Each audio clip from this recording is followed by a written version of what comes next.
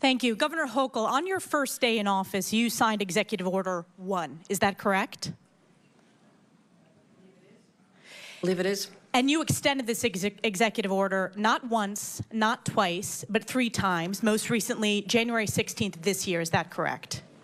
If that's what your facts show, I signed countless executive orders. I would assume you'd know it's laws. Executive Order 1. And this is a continuation of your predecessor's sanctuary state policies, correct? Is included in that.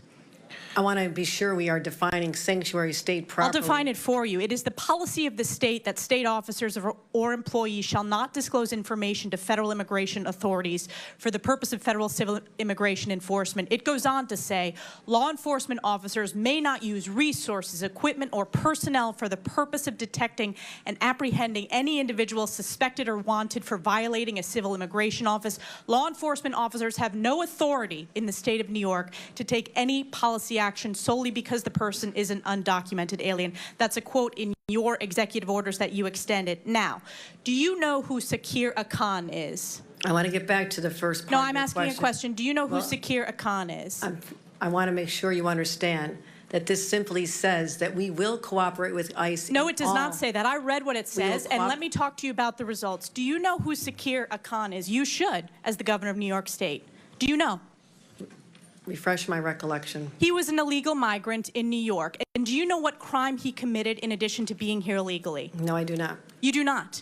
This was widely reported. He found a 15-year-old girl, threatened her with a metal pole, told her to get into the back seat of his car, he took her clothes off, and he violently raped her in Albany, New York. Do you know who Sebastian Zepeda Khalil is?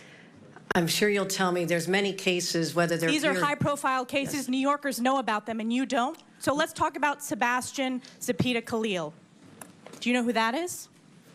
I don't have the specific details at my disposal, no. Well, this is an illegal migrant in New York because of your sanctuary state policies. Do you know what crime he committed?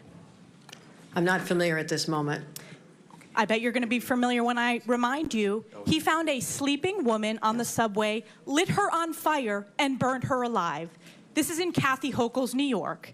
And as I'm sure you are aware, and I'll remind you, that ICE issued an order to detain this violent criminal, but that was rejected by New York officials due to sanctuary state laws. Now, do you know who Raymond Rojas Basilio is? I just want to say this.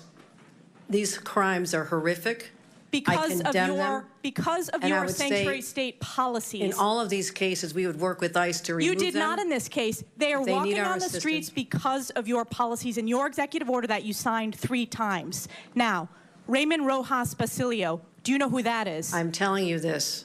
I will explain to you the policies of New York. We cooperate with, I know you're just trying to. You do not. Specifically, ICE was told not to detain this individual, and he burned a woman alive on the New York subways in Kathy Hochul's New York. So I will keep on going.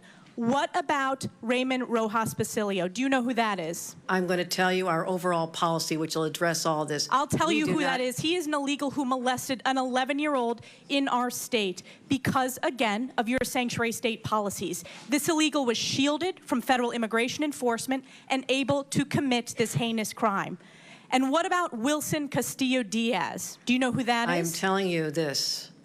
We do cooperate fully with ICE in criminal prosecution. Our sanctuary You're not advocating for these victims. Only deal with civil enforcement. This is a 5-year-old who was raped on Long Island in Nassau County.